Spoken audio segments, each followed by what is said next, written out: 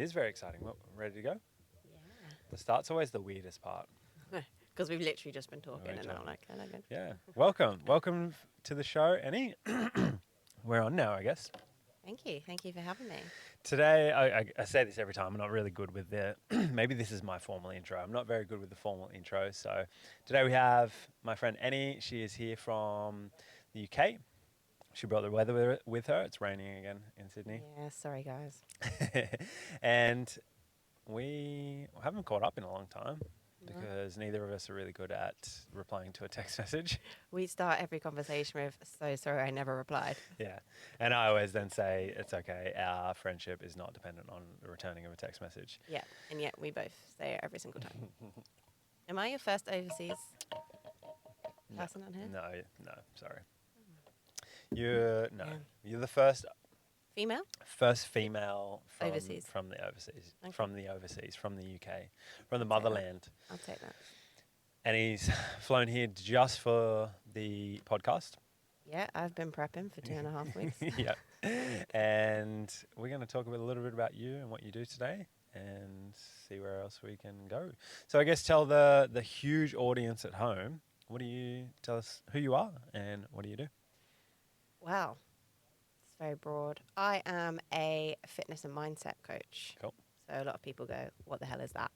Tell us. Well, that is ultimately my role is to help females predominantly get stronger both physically and mentally. Cool. So, I mean, I'm sure we'll go into background a little bit more in a minute, but I was a PT for years and then realized that I wanted to help people in more ways. And as you'll know, being a PT, it's very much you're like a free therapist. Yeah, True. a lot of people come to you with all their problems, same as I think if you're a hairdresser, right? Yeah. They just get everyone coming to them. And I was like, I wanna help people more. Most of my PTs were females, and without being sexist at all, it was a lot of like heartbreak or male problems, dating problems. I was going through it myself as well, which you're aware of, Matt. Yeah. And I just started reading up on things and was like, I just want to do more. So I started looking into mindset and integrated it into my PT. So my clients get obviously face-to-face or online. But additionally to that, we go through things like stress. We look at their, like, without sounding really fluffy, like their purpose and what are they here for, what are their values, any kind of issues in their relationships, like with themselves as well, like lacking in self-confidence, in self-belief, because all of that does fall into your training as well. Like we see it time and time again. A client comes in, they're completely flat. Yeah. And it's like, well, yeah, training is great for your stress, but it can also add to it. Yeah. So it's kind of helping them with their training through this stuff, but also just changing their lives ultimately. And it's rewarding. Yeah, for sure. There's so many things that there is to manage with health and fitness, particularly more these days because we just are more sedentary, we have more stressors, we have more expenses, we have to work longer hours, relationships, social media, there's so many things and So much. it might seem like a lot. It seems like a lot because it is a lot. But if you don't manage those things, then that's when just shit gets out of hand and you feel shit and you feel stressed and you can't do the things you want to do and then you probably feel purposeless and you know, there's so many things to manage and you probably should focus on those things as well too. Yeah, and it's also not being overwhelmed on trying to manage it all at once. Yeah. I can't remember who said that famous quote of you can have everything, but just not all at once. Yeah, fair. You can take We'll that. find it. We'll find it out later. Yeah. And I need to get someone behind the scenes to look it over. But for now, we'll go to the trusty iPad and you continue talking. And it's probably not even the right quote. I've probably actually not done it any justice. But you can have all the things, but not all at once. And ultimately, it's like especially wellness is such a big thing now, especially in Australia, and it's definitely coming more to light in the UK. And people go, oh, I should be meditating, I should be doing breath work, I should be doing this, should be doing that, all before they've even, started work. And it can be very overwhelming. And I don't know about anyone else, but I know personally, if I get overwhelmed, I just step back and put my head in the sand. So it's also what I do with my clients when they first start is what's known as the wheel of life. Okay, cool. So it looks at 6 sections and it's picking out from there. They rate it from I do 1 to 5. Some people do 1 to 10. And anything that's quite low, I ask them, is this a priority for you? So out of those 6 things, so for example, you've got work, you've got relationships, you've got fun, finances, mindset, and I'm really going to think of what the other one was. But it's fitness. Probably movement. Yeah. Movement is the buzzword at the moment. There's tons of different ones. I did a similar exercise with my psychologist. Yes, yeah. It's originally from psychology, Yeah. I believe. Once again, don't quote me on that.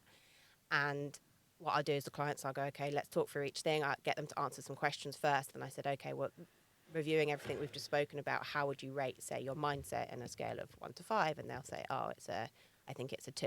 And I said, okay, what do we need to do to get it to a 5? And we go through each section. This is all in their first session. And then we look at it all and we go, okay, well, we can see the areas we might need to work on. All these, you've got like 1s or 2s, and you're doing really well in, I don't know, say relationships, you've got 5 out of 5. And obviously anything can change at any moment. But it's also asking them what's a priority. Yeah. So sometimes my clients, spirituality is one of them. Some of my clients go, I'm not bothered about that. Like it may be a 1, but let's not work on that. Yeah. So we look at what's priority. So there's kind of like 2 parts of that exercise. Yeah. And then, you know, our following sessions will kind of look at helping them. But what I always see time and time again is, say they work with me for 12 weeks on the mindset stuff. After that 12 weeks, we may have mainly been working on, say, relationships and movement, if that is one. But actually everything else has gone up. Yeah. Because it's so interlinked that you can work on just one thing, but everything else will increase normally. Yeah, absolutely.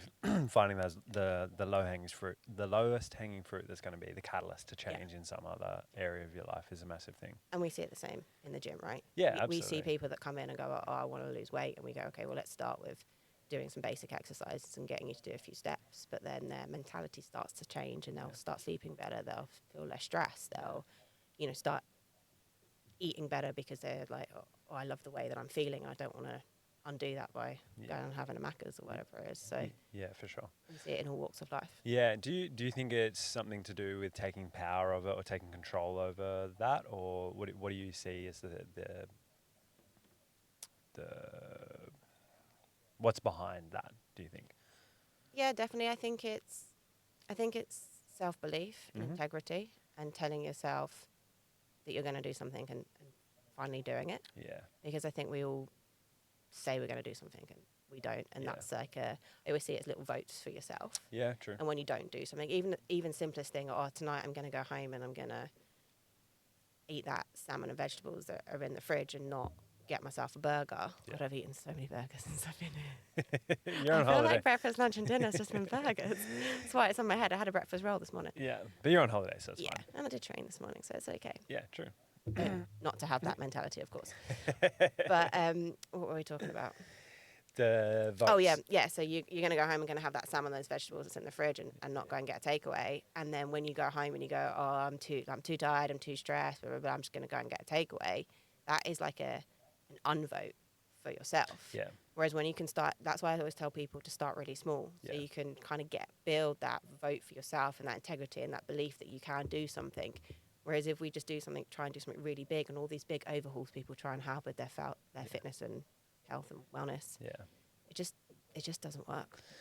No, it doesn't, and it has to be. There has to be change. I think being aware of making changes is a huge part of it, but also being aware that it doesn't all have to change at once, and it can't.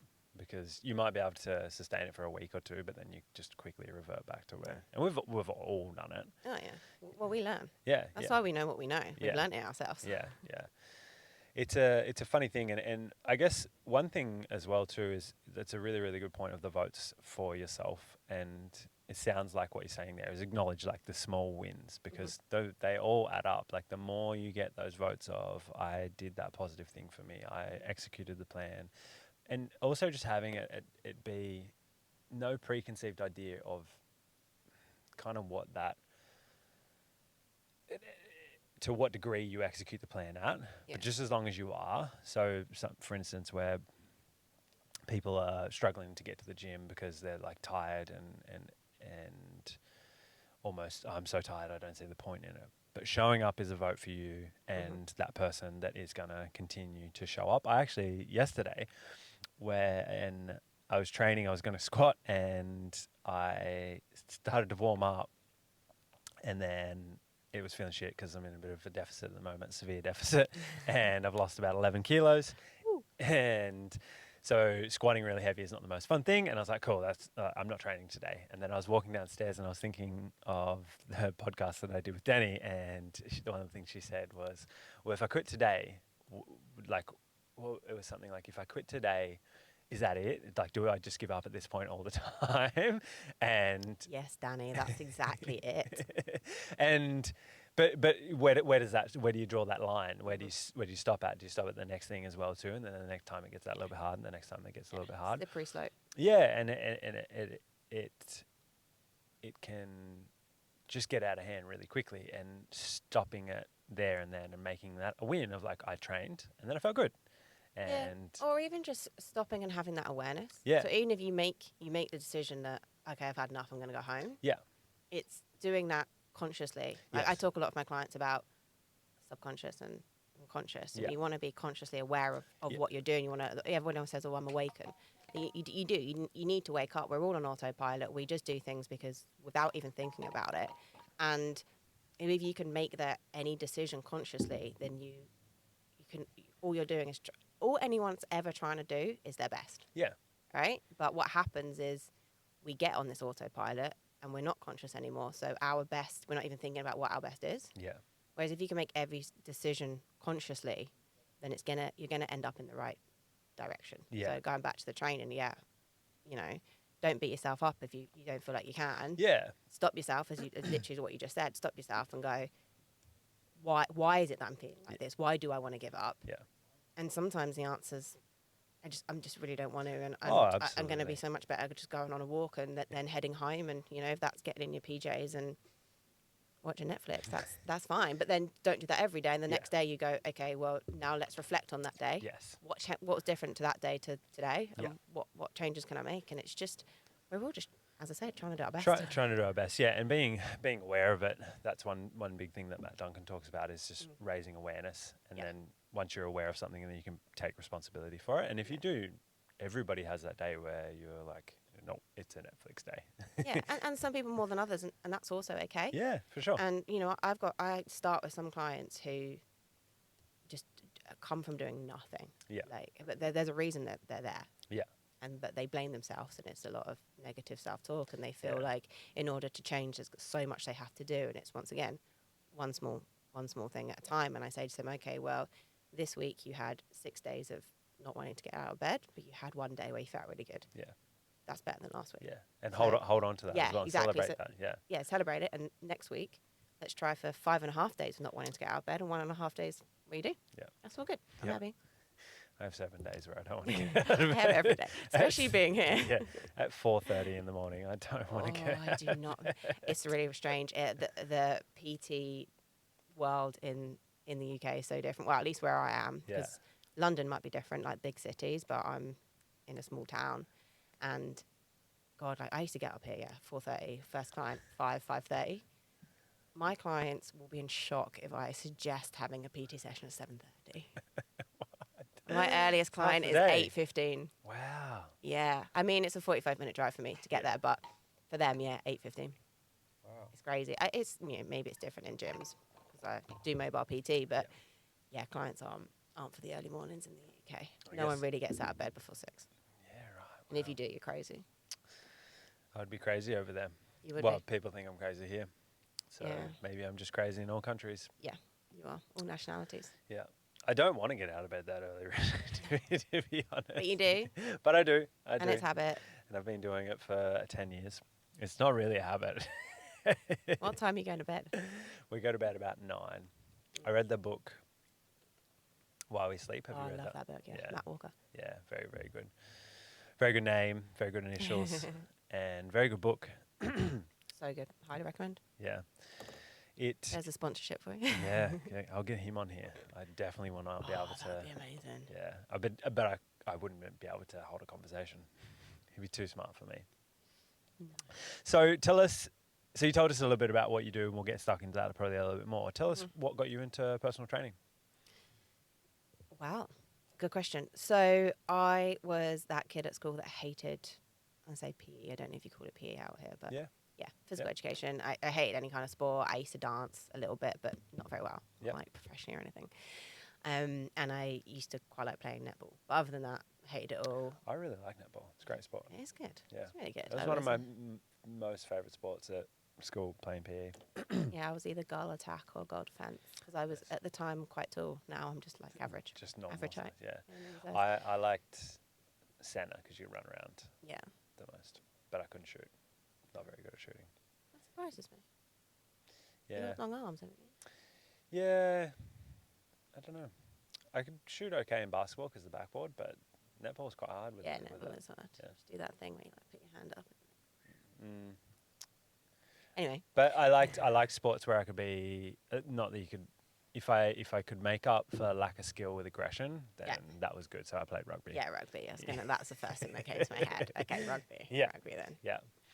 So you didn't like physical No. activity as a kid. How did you get into PT? So honestly, if you'd asked any of the teachers, like if you Most- told any of most my like- teachers now, like you know, Annie Szkoda, she's actually now a personal trainer. They'd literally laugh and be like, you know, you've got the wrong person. But I basically I used to train. What did I used to do? Like DVDs in the living room. Yep. You know, like home workout DVDs. DVDs, Davina right. McCall, which I don't think you'll know who she is out here. She's like a quite a well-known TV presenter. She does all these workout stuff now. Right. And she used to have this DVD that I used to follow like religiously. When I say that, I probably followed it religiously for like 3 weeks and then gave up. Yeah. And but it was always aesthetics. It was always felt like I was too dumpy, like needed to lose weight, do this, do that, starve myself, all these things. Not actually properly starve myself, but in my opinion, starve myself. And so nothing ever stuck because I didn't enjoy it. You know, Mum used to drag me around running. Used to hate it. Used to take a water bottle with me for like a half a mile run. Yeah. Like a crazy. And then I didn't even go to the gym. And my best friend, Kate, she started running. What would I have been? 21 maybe. And I didn't want to feel left out, so I started running with her. Fair. Peer pressure is a good thing. Peer pressure is the great So- thing. I social always proof. thank her. Like I've written recently, I wrote an article in a magazine, and I put her name in it because I was like, Cool. she's ultimately she's what got me into fitness. That's cool. Because I started running and I hated it every single second. But I liked being with Kate and getting to spend time with her. And we had a good old chat. Our runs were probably really slow because we were managing to speak. And then we signed up for our first. Zone 2, they call that these days. Yeah, maybe even been in zone 5. Is it the higher it goes, the harder? It is, Okay, yeah. so probably Maybe, about zone 5. Maybe we were even walking. But yeah, we signed up for a first 10K. And that was my first, like, oh my God, I'm going to like do something. Yeah. Like prove to people that I can do something, Yeah, and for prove sure. to myself that I Yeah. can do something, and I get to do it with my best friend. Amazing. So we did 10K, and then next Cool. thing you know, we signed up. I think we did. I think we then signed up for a marathon, and during the marathon, then we both got into the marathon, and then during the marathon, we did training. We did obviously a half marathon within that training, but like an actual event, half marathon. So you've run a marathon, or I've run 3 marathons. what? Yeah, from a girl that hated exercise, 3 marathons. Yeah, no, crazy. I did London 2 years in a row, then Paris. Which is why I don't like running now. I think I just did it too much. But You know, the first guy who did a marathon died. during the marathon. Well, he ran from somewhere, a battlefield to marathon, which was 42 point whatever Ks, and then he died. Oh, Yeah. wow. And then people were like, this is a great idea. I actually felt like I was going to die. Because Especially the first one. Marathon was the city or the town I never knew the history. in Rome or something. Like, I think it was a Roman Empire or Yeah, something like okay. that. And he ran from the battlefield to Marathon to give a message, Yeah. and then gave the message and dropped dead. And it was 42 And that's where it came from. Yeah, but that's why the distance is 42 Yeah. point whatever Ks it is, and a Yeah. half marathon is 21 point whatever Ks it is, because that's the distance that he ran. I never knew that. And then he died. Yeah. Fun fact. And now you got all these psychopaths out here. No, I joke. Yeah, Okay. it is crazy when you think about it. And I know people always say to me, and off on tangent a little bit now, but oh, I could never run a marathon. I was, well, you can. Yeah. You can, because Yeah. I never thought I could. Yeah. And if you want to, you can. You just have to train for it. It's like with anything, you know, looking at a barbell. oh, I could never lift that barbell off the floor. Yeah. Well, you can. You just don't you don't just suddenly lift 100 kilos. And actually, it's the same. Once again, tangent, but it's the same with the mindset stuff, right? You small incremental steps. You have to train yourself, be consistent, all of that stuff. Get a process. Get a professional. The process all these things. Process is always iterative. Like you're constantly making adjustments and analyzing and then using the insights to get better and better and better. Yeah, exactly. And it's, as I said, it's the same out of the gym as it is inside the gym. And it was the same for running. And we did the marathon, and I got quite injured during the training of the marathon. I wasn't doing any exercise outside of running. I was running maybe 2 small distances a week and then 1 long distance. And I worked up in London, so I was commuting 2 hours door to door every day. So my dad used to pick me up, like 7 p.m. maybe. He'd drive down to the coast, because the only place that was lit up, because I lived in the middle of nowhere. And we would do a 4 mile. So what's that? I don't know what that is in kilometres. Just under 10k run. At like what? At like 7:30, 8 o'clock. Yeah, once or twice a week, which I'm very grateful for. But I ended up with sciatica, dodgy knee, like everything. My best friend had I think it was her back as well. So we ended up doing run walk. You know. So I finished that in like 5.5 hours. I mean, it was great. We finished it. And it was honestly, I've never had a feeling like it, because marathons after that just aren't the same as your first one. And it was amazing. And I did it with her, and it was incredible, that feeling. And that's what makes you sign up for the next one, right? So straight away, the next day, the ballot opens. So we signed up. I didn't think I'd get in. I was like, come on, no one gets in the ballot 2 years in a row. I got in again. Yeah. But I said, this time I'm going to start working out what's going on with my knee, what I might need to do. And in that time, I'd moved to London. So I had a lot more free time, because I wasn't traveling now for 4 hours. So I joined a gym, and I'd go in the morning to a gym. And I didn't really have any idea what I was doing. I didn't have a PT, but I was researching stuff. And I couldn't even tell you now what I did. It was before the days when we used to film everything. So I've got no Instagram story archives or anything. But what did we do? What was life like? I don't know. Nice. Nice. Not everyone knew all your business. I mean, we had Facebook back in the day when we used to take our cameras out and then like load up albums at a time. Did you have Bebo? Yes, I had Bebo. And you have like top friends, and if you're out of someone's top friends, fuck. God, no wonder we've all got so much anxiety. Fear of rejection. Bebo and MSN. Can you imagine if Bebo came back? I'd actually love to see my old Bebo. It's been deleted. No, I wouldn't. It's bad enough looking through all my old Facebook photos. I've deleted quite a few recently, actually. The Facebook memories is one of the greatest functions of all social media. This is what I said in 2009. Thanks, Facebook. I was an idiot. Because what you said, the saying is funnier than the photos. Yeah. Just like, oh, I wish I'd never done that. Because obviously you're just wanting people to ask you what's going on. Yeah, just... I'm sure we'll look back in 20 years at our Instagrams and go, oh my God, what were we thinking? And this conversation, we're like, they were probably 2 idiots. Yeah, exactly. But no one will ever do that. So I, ran the marathon, got into training, and then in the gym, and then started training for the next marathon. Kind of had a little bit of time off running, because I know I only really needed 6 months worth of training. And my thought was, I've already done a marathon. How hard can it be to do another one? It turns out still quite hard. Very, very hard. The hardest thing about a marathon is not on the day. The hardest thing about the marathon is the 6 months of training you do before. It takes over your life. You know, I was spending either a Saturday or a Sunday doing my long runs. Yeah. I would find that so hard. I'm someone that I need to keep things in motion, otherwise I won't do it at all. So if I were, like I'm cutting right now, I'm not very strong compared to where I was in November last year. Yeah. I look back at my training footage and I'm just like throwing around 150 on squat, like for doubles and triples, and I was like, nice. And then now, if I were to pick that up, I'd feel like shit. But I keep squatting, even though it's very counterproductive to my goal of getting leaner, because I don't want to stop. And the thought of running, going like, I'm going to have 6 months off squatting, or I'm going to have 6 months off running, and then I'm going to have 6 months of running. I was like, I can't do that. And the way you do it is probably I'm going to say easiest way. I don't know if easy is the right word, but that's what I should have done. I should have kept up some form, even if it was just doing 5K every weekend, like something. But I was like, no, I'm gonna take a little break. I'm gonna do more of this gym stuff, which was good, I guess, in the long run. It worked out. Yep. And I got myself, I can't remember the exact timeline, but I think in that time I got a PT. and I was training at Fitness First. You have Fitness First out here? Yeah. Yeah. Training at Fitness First. Got myself a PT. Savannah, actually, she's still a friend. And we just did some really cool things. And I said to her, I remember thinking, if I said to someone, I'm thinking about being a PT, they'll laugh at me because I wasn't ripped. I mean, I'm still not ripped, but I didn't look how you'd stereotypically think a PT would look.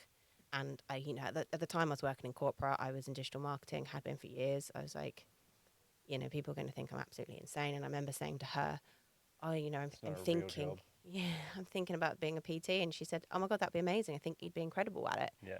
That's and cool. that gave me the little push I needed. I mean, I didn't do it there and then. It still took me a bit of time, but I started, I'd see my mum some weekends. They lived in France at the time, and I'd see her and we'd do some training together, and I'd correct her form. I mean, looking back now, it was hardly anything compared to what we do now, but it was something. Yeah. And I just realized I had a real passion for it, and that was difficult then, working the job that I was doing. Yeah. Because all my passion lied in PT. Yeah. Like it was really difficult, but it was good money, and it was scary making a change. It's a Really very, scary. very hard industry to crack. Yeah. It's super hard. I think people think that it's not, but you're in the gym, before everybody at 5:30, 6 a.m. You're getting up at 4:30. You're in there after everybody leaves, after everybody's finished work, and you've been in there all day. Yeah. And you get a lot of no's and Really hard, really hard. And also everyone thinks that, I even get this now, oh, you're a PT, you must train all the time. It's so difficult. Yeah. So difficult to fit your training in around your clients, especially if you've got really busy days. Yeah. And also especially if you work in a gym, sometimes you don't want to be in that gym. Yeah. You don't want to, oh, it's time to train. I actually just don't want to be here anymore. I want to get outside. Yeah. That's why I did CrossFit, because it meant that I would go externally, and also I didn't have to think about what I was doing. Mm-hmm. Someone else was telling me what the workout is. Yeah. I just kind of turned up and did the work. Yeah. Sometimes well, sometimes not well. That's what CrossFit's about. They're not well, isn't it? Oh, I felt like that today, honestly. It was so hard. But yeah, rewinding. So it still took me a little bit of time. I then went traveling for 4 months to South America. And in that time, I met so many incredible people, and people that were like, you've got to, live your dream, man. Do what you want to do, and all that stuff. So we only get one crack at it, so. Yeah, it's true. And I guess ultimately, and I don't know if you remember that Finding Your Purpose workshop that I did ages ago at, yes. I'm still going to call it fitness playground, playground. It's fitness playground. Always fitness playground to me, because it was when I was work there, and it's, I don't work there anymore. And I did a whole workshop on finding a purpose, and ultimately what was happening through those, I think it's probably a couple of years in between that time, was I was realizing what my purpose was. I was looking at what I was good at. Yeah. Even in my job, my full-time job at the time, I was coaching people, as in I was training grads and stuff coming on board, and I was making processes, and I was doing presentations and new business and selling and stuff like that. So it was kind of all part of it, as well as on my own doing these, trying different types of training, seeing how different things would affect my running. And yeah, then I did it. Then I did my PT course part-time. So it was, it would be, technically, I guess it counts as part-time. So it was every weekend or every other weekend for 6 months, just over 6 months. And that was quite intense, because I didn't tell anyone at work, because I didn't want them to think that I was leaving. Yeah. I didn't know what I wanted to do at that time. I was like, I'm just going to get my course. Yeah. And then I can decide what I want to do. I'm just going to get my qualification. So I did that. And then I decided to move to Australia. Yeah, okay. And then did you do any PT over there, or you Nope. just started PT here? No, I literally moved. So I got my qualification in January. Booked my tickets for Australia in the April. Yeah. And I mean, I trained a few friends, but nothing official. And then I did my first PT role when I came to Australia in October. Was that... I did some boot camps for She Fitness. I don't know if they're still around, but it was female-based boot camps, which was really good fun, actually, outside. And then I worked at UP. So UP was my first proper one-on-one. Yeah. How long were you there for? 6 months. So in the visa in the UK, you can only really work, because I was on a working holiday, you could only really have a job for 6 months. And by the time that job came up, I then 6 months later had to go and do my farm work. So I could only be there 6 months anyway. Right. Not necessarily a bad thing. Yeah, fair. Did you know Yanni? Yeah. You did? Yeah. I didn't know that. No, actually, I take that back. Yeah. I was like, yeah, I did. No, yeah. I worked on Fitness Playground. Yeah. No, he must have started just as I left. Right. But we knew a lot of the same. Yeah. A lot of the same people. I knew Alan. Oh, Alan English? Yeah. Yep. Did you Yeah, know... Alan English that's Irish. Yeah. Yeah. Surely he would have got a lot I of think stick. he's Irish, isn't he? He is Irish. Yeah. Surely he would have got a lot of stick for that last Probably. name. In Ireland. Yeah. Yeah. I thought he made it up. Yeah. Irish Alan English. Yeah. That's a tongue twister. I thought he was he was messing with me when he first said his surname. Yeah. But yeah, no, I knew him. We worked together at UP. Ah, cool. Did you know Nathan Kelly? Yeah. You 'Cause did? he was at Fitness Playground for a little bit, wasn't he? Yeah. Yeah. Did you know him at Ultimate Performance? Yeah. Ah, cool. Yeah. He's one of my... Once again, he literally just started as I left. Ah, So we had okay. like maybe a 2 or 3 week crossover at UP. Yeah. Ah, cool. Nath, I started with Nath at Fitness Playground Okay. in 7 years ago. Yeah. He was on the same intake as me, Chris Bate, which you remember, the big Kiwi guy. Yeah. And Jules. Yeah. Yeah, and a lady called Libby, but she's since gone. But I didn't even think about that. Yeah, because I connection. remember when I didn't recognise him. I remember when I first started then at Fitness Playground, he came up to me and I was like, oh, right, okay, yeah. Yeah, nice, great. I'm trying to get him on here. And then, so you were there for 6 months, and then you went and did your farm work. Did my farm work where'd 4 months in, God, it's completely forgotten where it is. Horse country. What was it called? Like, Upper Hunter. Right, okay. So not too far. Yeah, what did you do for that? I actually au paired, which technically isn't.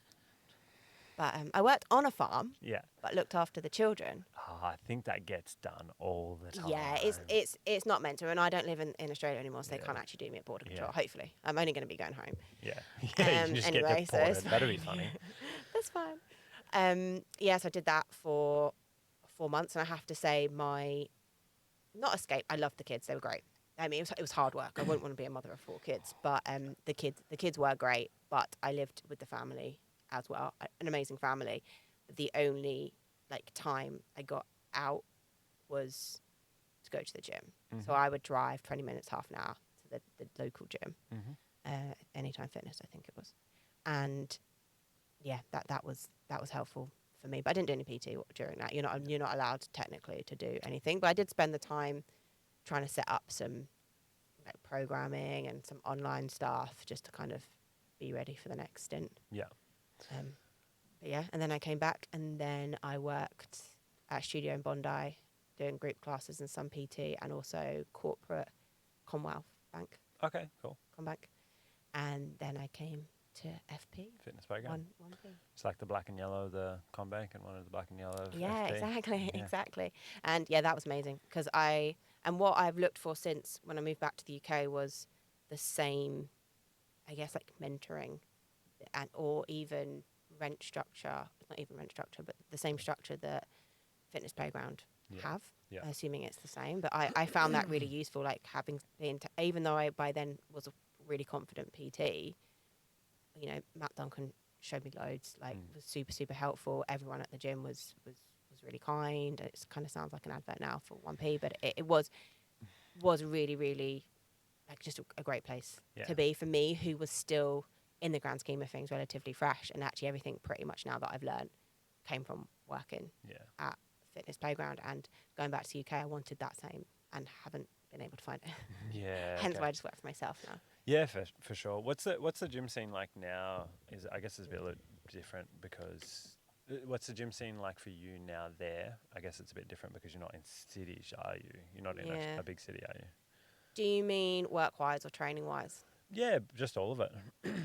We're quite lucky. So I'm in I say it's a small town. I don't really know what counts as a big or small town, but a town called Tunbridge Wells. And I have to say there are actually quite a few gyms. Yeah. But most of them are kind of like that bog standard, Anytime Fitness, etc. Kind of big commercial. What do they call them? There's a certain name for those type of Globo gyms. Is that what they call them? Big commercial gyms that are multiple franchises, and then you get some group class ones. You've got 60,000 people there. 60,000 people. It's quite big. At the moment, only 59,998. Wow. Nikki and I are in Australia. 59,945. Why did those people just die? Oh, you're just saying that's the Yeah, actual I number. just I rounded was up. like, why has it suddenly dropped massively? Has there just Yeah. been like a massive disaster? Maybe. But yeah, the gyms there are like, you know, no offense if anyone's listening to this that owns a gym in Tunbridge Wells, but they're pretty like bog standard. And when I say gym, I mean like a gym where you go and there's equipment. Yeah. Not, you know, that there's a CrossFit gym and there's group class gyms. But the setup all work wise is rent. Yeah. Okay. Yeah. And not that I'm a new PT, but my reservations with the rent structure, having just moved back to Tunbridge Wells, was and the scene there's different. I'll explain that in a second. But will I be paying out a lot initially to get clients? And I think it's different if you've already got a client base because you've worked somewhere else, and then you move into a gym. That's fine, but I was very worried about that, so I just kind of started picking up people externally and just mobile. So I just go to their houses. Yeah. Cool. Which is great. Awesome. Which I was doing a bit of anyway here because of lockdown. Yeah. But yeah, the be a bit easier, not on your scooter now. yeah, it's much nicer in a car. Yeah. I do miss my scooter though. I miss my scooter so much. Yeah. Especially being back here, I was like, I just wanted to be able to get on the scooter and it. go Yeah, it would be so great. I don't think Mickey would get on it, but Yeah. Fair. I would just go off without him. It'd be fine. But yeah, no, in a car it's so much better. But I was actually saying to someone else the other day, when I worked at Fitness Playground, I was probably getting on average about 25,000 steps a day. Yeah. Now, on average, I get about 4,000 unless I actively go out. Like, luckily, we've got a dog, so I try and take him for at least a 20-minute walk every day. But yeah, it's because I'm just driving to each person's place and then I'm just in one spot with them. Yeah. Whereas at the gym, you're walking from equipment to equipment, up and down stairs, etc. So my step count is not great. My knee isn't great. But yeah, the scene there professionally is very different to here. And the best way I can describe it is PT over here. I feel like quite a lot of people have PT. I wouldn't say it's necessarily a commodity, but a lot of people have PT and they understand it. And the lifestyle is everyone's quite fit and healthy, right? Generally. Not now with the rent. Yeah. Oh, yeah. That's a good point. Well, we're having the same issues in the UK. Yeah. But over in the UK, PTs are seen as luxury. PTs are the rich and famous have PTs. Yeah. And it's because people don't understand what it is that a PT does. Yeah. And I find that my role now part of my selling is educating people on what it is I actually do and how I'm not just, I mean, obviously I'm a mindset coach as well, but even outside of that, if I was even just purely just trying to sell PT, I do so much more for you than just a session. fat loss or whatever. Yeah. Like we can help you with your stress, your sleep, your nutrition, your gut health, you know, to a certain degree anyway, depending on what qualifications that you have or experience that you have. But also, you know, if you've got some sort of chronic pain, well, we can help with that. If we know the right things, we can help. You know, if you've got chronic stress, we can help with that. Even if I didn't do any of the other stuff that I did and it was just PT, can still help with that. And it's getting people to understand that is so much harder. I have found personally anyway, so much harder in the UK than it had been in Australia. Yeah. I guess potentially there's the weather is a little bit better here as well, so people just kind of move around a little bit more and just are more likely to go to the gym. Because I would probably still go to the gym if I lived in the UK because I have a problem with not going to the gym. But I can see how it would be less enticing if. Yeah, especially in the winter. Like it's dark and it's miserable and it's so grey. Like I don't want to be the classic English that just talks about the weather all the time, but it shocked me going back how grey it gets. I don't even mind. I personally don't mind the darkness. It is what it is, but it's just throughout the day it's just grey, and it's not that. It just doesn't motivate you. It's not even motivate. It's even what's going on physiologically, right? We know light's super important. Yeah. You know, and it does affect you, and sad. You know, seasonal depression. Affective disorder, whatever it's called. Yeah. Not sure. Yeah. Seasonal depression, basically. Yeah. That's a huge thing. Oh, absolutely. But I just don't think we know that it is. Yeah.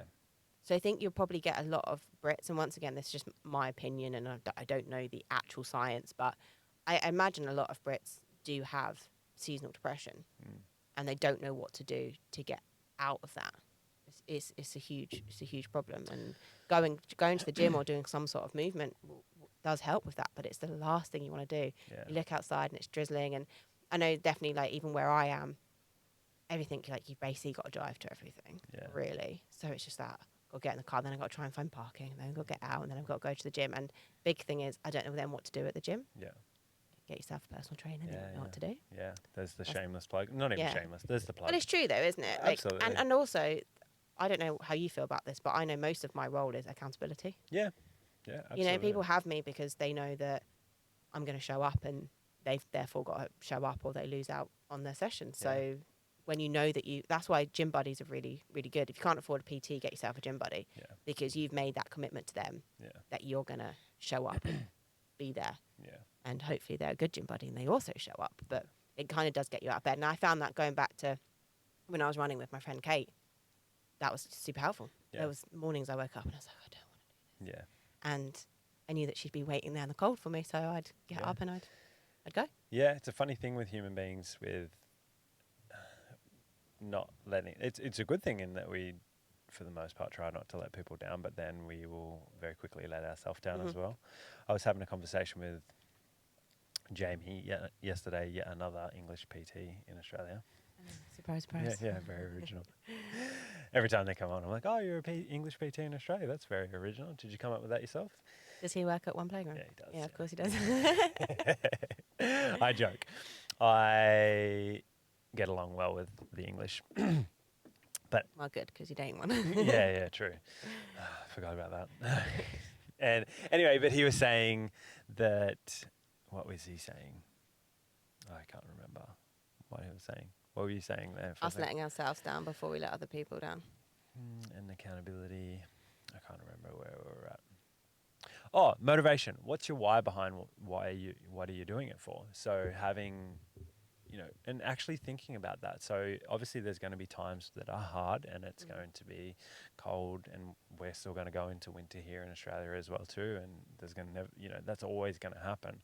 But having a deeper meaning behind just going to the gym for the sake of going to the gym, which is absolutely nothing wrong with. Having that understanding of why are you doing it? What do you want to achieve out of it? And where do you want to be in 6-12 months time? Because you don't have to train like an absolute animal all the time, but keeping things in motion makes a massive difference.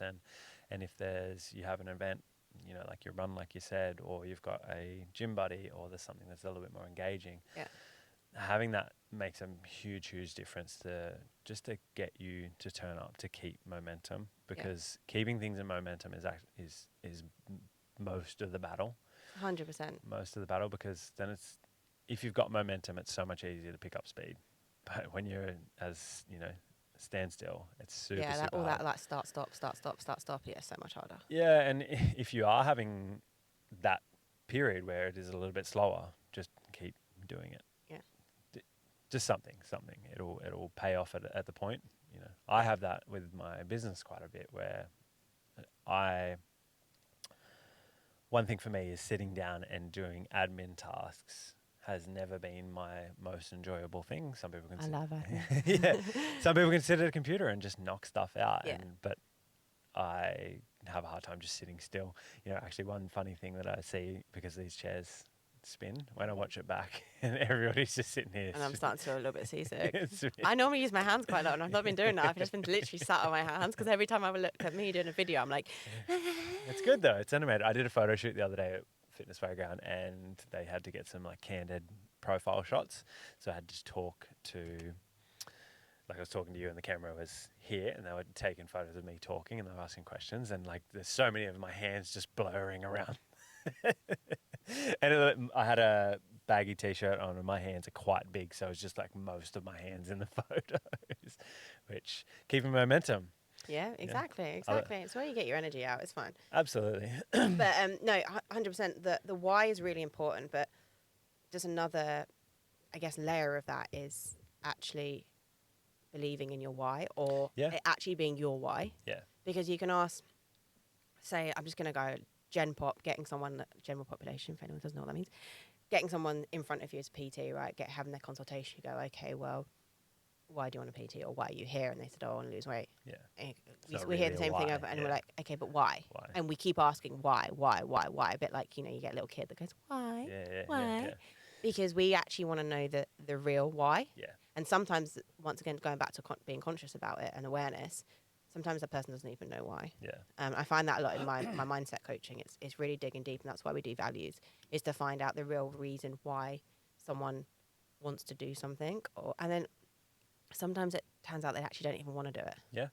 Which is fine. You see it not necessarily in training. I mean, you do see it in training, but you'll get people that, will go after a job and literally kill themselves, like trying to get a promotion because they want to be head of the department. And then you ask them why, and you do this little bit of digging and everything, and they actually come to a realization that actually it's not what they wanted, it was what someone else wanted for them, or they thought that being head of the department would bring them happiness. It pretty much always boils down to happiness. And so yes, finding out your why, your real why, is really important, and that will always drive you. And your why might change. Yeah. I know mine's changed throughout the years. Yeah. Of why I do my own training. Yeah. Anyway, and that's also then shaped my training. We'll get to that in a second, because it will be cool to talk about that, because one, it's your podcast for today, but also there's having hearing someone else's thought process around that will be really, really cool. But I think bringing it back to that point of just being aware of what the why is and what the actual why is, not just because I should do this or I should do that. Yeah.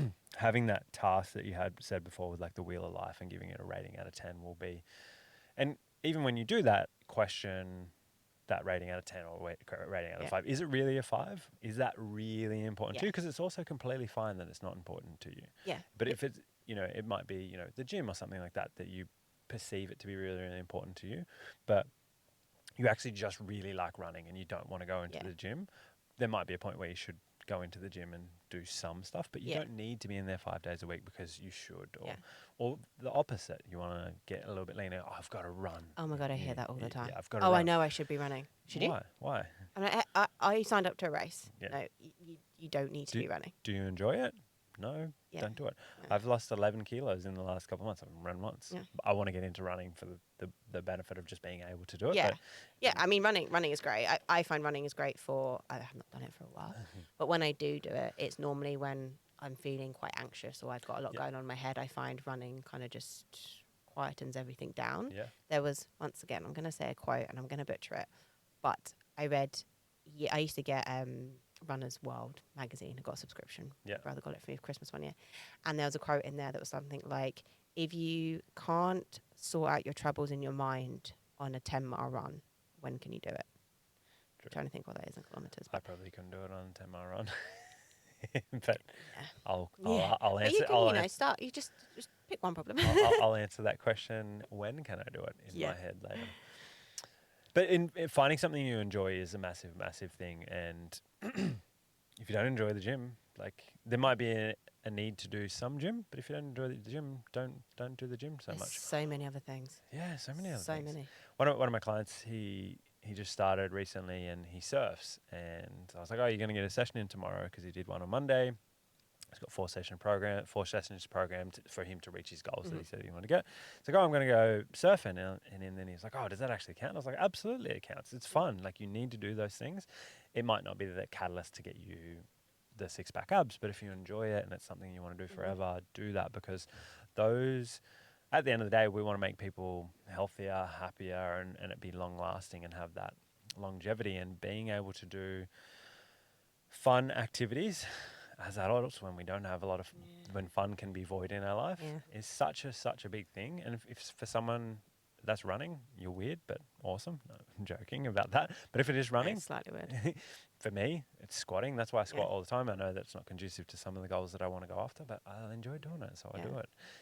Whatever that might be. And do you find it gets you in the gym as well? Because I know that if I have days where I just don't want to go to the gym, I will, no matter what my plan says, I'll go, okay, I'm going to go in and do either, if I can get a squat rack, which is very rare. Yeah. I'll do deadlifts. Get one on your balcony. Yeah. Yeah, I don't have a balcony. I've got a tiny one-bedroom flat. Balconies aren't very popular in the UK for obvious reasons. Yeah. But yeah, I will go, I'm just going to do 5 sets of 5 on my deadlifts. Yeah. Or the same but with squats, and that just gets me in the gym. And normally once I'm there, You'll do something. I'll do some other things. But I find having even certain exercises that you really like helps you just get into the gym. You don't have to always follow your plan. Absolutely. Although, Absolutely. if you're my client, you do. You probably should, because there's a lot of thought gone into it, and your PT has spent many years getting to the point where they can put together a plan that is specific to you and your goals. So any of my clients listening out there, please do your programs. Yeah, just erase everything I just said. Only applies to me and Matt. Yeah, but also I'm the same with my clients. If there's a day where you don't want to do it, just come in and do the thing that you enjoy the most. Yeah. Or it's better than nothing. Yeah. If it isn't, do Netflix. Try and maybe ride the bike for 10 minutes and watch Netflix. And then, Or at least get her out for a walk. Yeah, absolutely. Yeah. Things like that, particularly if someone's super stressed, like I guess it goes along the lines of the running quote. If you can't sort it out when you're on a long run, apply walk there as well too. Yeah. Go for a long walk. Leave your phone at home. Yeah. You'll probably feel a lot better. Disconnect for a little bit. That's a huge one as well. Yeah. So we're on topic of training and your love for squats and deadlifts. Tell us a little bit about your training and how it's kind of evolved over the years, because you said you went from DVDs to running marathons to the dirty word CrossFit. Yeah. What do we love a CrossFit. I want to get into CrossFit at some point. I think it's probably the sport for me. Yeah. Yeah, you're built for it. Yeah. 100%. That's why I like it. I'm built for it too. yeah. Essentially what I do, just bar the running. Yeah. And I always find, once again, I'm no pro, but from what I've seen, if you've got a really good weightlifting background, which you do, and you're very good at weightlifting, the other stuff kind of just... It's a bit easier. Yeah, it's the weightlifting and the gymnastic stuff that's the hardest to master as a beginner. Yeah. Everything else is kind of just like standard. You just increase the weight. Yeah. Or the range of movement or whatever. But the weightlifting and the gymnastics is the hard part. So you've really got one of them in the bag. Weightlifting it's ridiculously technical. So cool. I think it's one of the coolest sports, bar biking, but it's just ridiculously technical. Oh yeah, 100%. I'm still. So Matt used to coach me on weightlifting. Because so I'm going off tangent a little bit. I guess it's kind of related to me training, but when I first started, I may have been saying the opposite. No, I'm only joking. So when I first started CrossFit, and I think it depends on what gym you are. And this is no means a negative on the gym that I was at, but you start CrossFit, and it was kind of like they only had weightlifting on a Tuesday, and I was always working on a Tuesday. So I never went to the specific weightlifting session. So it was just kind of like beginning of a class. You might do some drills to help you with your weightlifting and certain movements. But other than that, I was just trying to learn it in the class, in a CrossFit class, which means that you're not only doing that. A CrossFit class will mean you're doing 20 power snatches followed by like 200-meter run or whatever it might be. Yeah. And so my form was rubbish because all I was thinking about was getting the weight from on the floor to normally over my head or in a front rack position. And, Matt saw it firsthand. It wasn't great. And I started following programs at Sunny Webster program, and then you started coaching me, and it got so much better. And that is definitely an area that really interested me because I had to learn. I couldn't just rely on my strength. So for example, I don't know if everyone will know what this is, and if you don't, just Google it. I can front squat. My front squat 1 rep max is 80 kilos. Nice. And that was me just kind of just trialing it out. But my 1 rep max for my squat clean is only 60. This is quite a big difference. And a lot of that is my technique, and also sometimes I get a bit scared of getting under the bar. Yeah. Same with my overhead. I can quite happily overhead squat 55 kilos, but I can still only squat snatch. I can see you look at me going, it's a snatch. I can only snatch to depth. What am I on now? Like 37.5 kilos. So it's a big difference. Like I can easily stand the bar up. When it's something like, you're going to snatch and then you're going to do 5 overhead squats, I'm like, just as soon as I got that bar over my head, I'm happy. It's easy, yeah. So it's quite a big difference for me because it's technique. Yeah. It's technique and confidence. Yeah. And I enjoy the process of learning. It's frustrating as hell. I mean, at nearly every session we had, I cried or threw a tantrum. But you start to see progress and it feels good. And it's a big motivator for me. Absolutely. I think weightlifting is a really good example of focusing. People like to focus on the outcome before they focus on the process, and the outcome is always a byproduct of the process. Yeah. And if you mess up the process, the outcome is not assured. But if you get the process, then and focus on the key things of the process as well, not trying to just major in the things that you don't need to focus on. And weightlifting is also, my clients probably just get annoyed with me telling them to use their legs so much off the start position. But it's very much about being patient. It carries over to a lot of things, these concepts, being patient, using your legs, use your legs in everything and it'll be better. But being patient and doing the key things that you need to do to get you to that outcome, not focusing at the start. So then everything else is a continuation on from there, and it's just not messy and busy. And because everybody could stand up with a bar that's decently weighted, but can you put that bar overhead? I always say, you see, I probably don't have the biggest clean now, but there was many people with twice as big a deadlifts as I had at Fitness Playground. But you try to get them to clean, and they can't clean anywhere near as much as I could, even though they're twice as strong as I am, because it's not just pull it and try and do some things that you think it is. It's don't just grip and rip. Yeah. It's necessary when the skill level is really high. Yeah. And but also when the skill level is really high, it's only really, really high because they're focused on nailing the basics of the process over and over and over. You hear a lot of again. weightlifters talk about their first month or 2 months of training just with a PVC pipe or like a broomstick. That's what they do. Drilled over and over and over again until they get the basics. And it is that. And the hard thing I find about weightlifting is you can't go slow. Yeah. So I remember you was patient. Yeah. That doesn't mean slow. Patient. But slower what I mean is to you fast. you can't actually overthink it. Yeah. You can analyze it once you've done the lift and look at things that you would look at what I was doing, and you'd go, okay, you just a little bit more in the legs or this, or don't pull early with your arms, which was always the case. Now it's the opposite, unfortunately.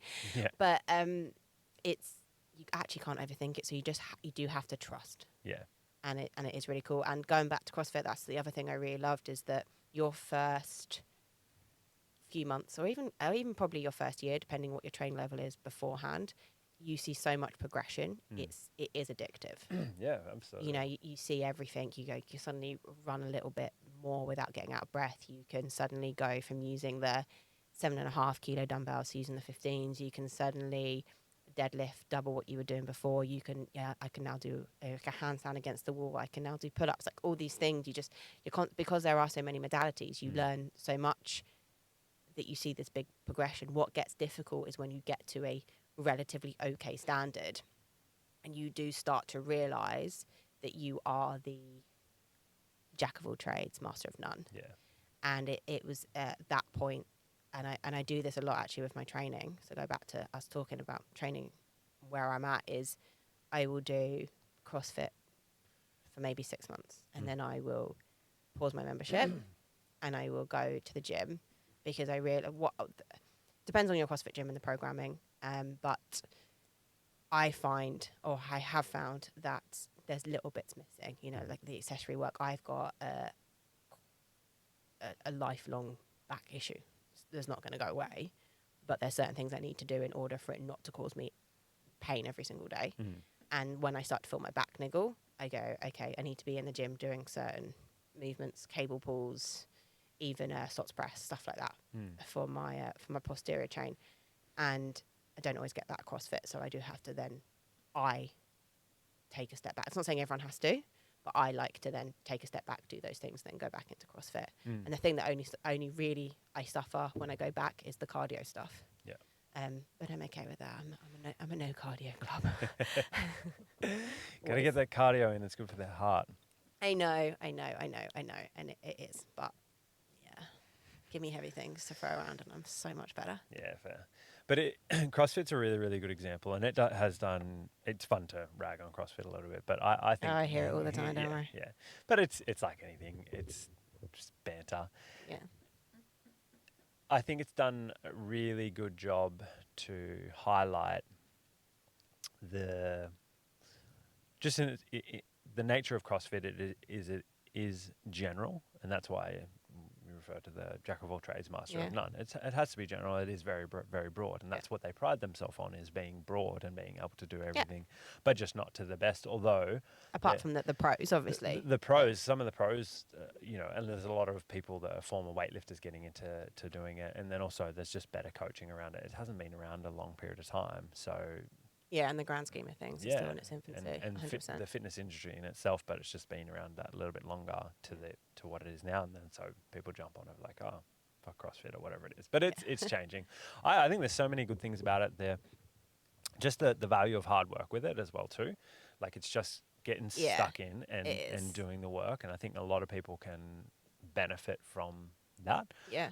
It goes back to what we said earlier about mentality as well. It's that proving to yourself that you can do hard things. Yeah. And some of those sessions, you're like, I mean, sometimes you look at the board and go, there's no way I can do this. Or it's a weight, and I'll go, I'm not going to do the 15s. I'll just do the 10s. And my coach gives me the 15s. Like, I can't do that. And then you do the workout and you do it. Yes, it was hard, but you did it. And that sense of self-belief and I just guess euphoria, really is great. Yeah. And the release of endorphins and all of that, it feels good, and everyone's in it together as well. Yeah. Like, I mean, I hate saying that phrase after COVID, but you're in a group of anything, kind of depending on the size of class, anything from 4 to 16 people, and you're all going through that same workout. I mean, don't get me wrong, some people find it easier than others, but they then are just probably doing a heavier weight or something, or they're not doing heavy enough. Yeah. Or they're not running fast enough, or whatever it might be. And it's just that. And I think that's why the community is such a big thing with CrossFit, because you can't really talk about CrossFit without talking about the community, but it is, everyone understands. Yeah. That's why if you get someone who does CrossFit and they go, oh yeah, I know you do CrossFit because that's all you ever talk about. Yeah. But it's because you understand. Yeah. You understand each other. You understand. Oh, I could even with you, because of the training background that you have, I could tell you a workout that I did, and you'll go, oh yeah, that sounds hard. Yeah, and that's a massive thing. The community of it. That was going to be my next point before you cut me off. No, you said it probably better than I was going to say it. But the community element of it, and that shared hardship and stuff like that makes a big difference. Obviously, it's all made up hardship, and none of it matters at the end of the day. But nothing matters at the end of the day, so we might as well make something matter and have a crack and do hard things together. Yeah, and it just encompasses so many things, and I think it shows what the human being is capable of. It doesn't have to just move up and down in one spot.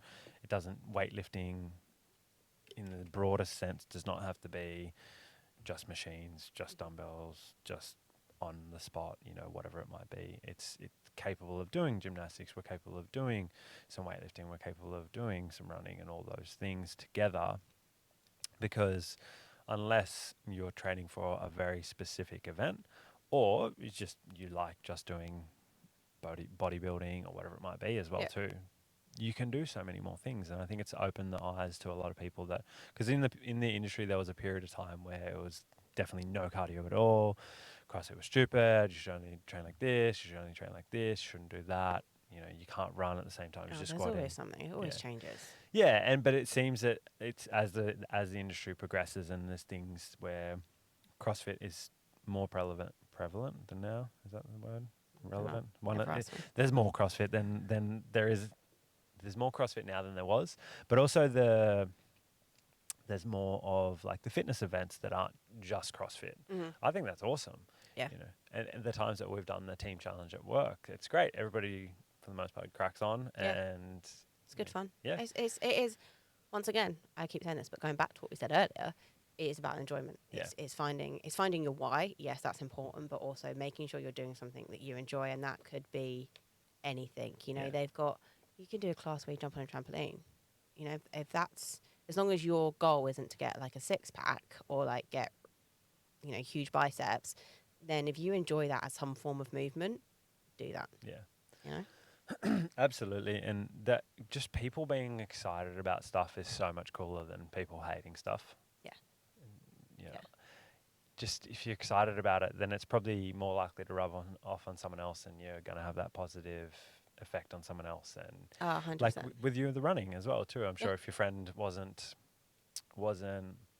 excited about running, you never would have got into running. No. And And she was like, "Oh my god, I hate it. I hate every single second." I would have gone, yeah, crack on, love. I'm yeah, staying here. yeah, that's it. But it's just, it's that positive influence, and if that's the catalyst to someone then moving on to something else and something else and something else, then that's excellent. That's, it couldn't be any better.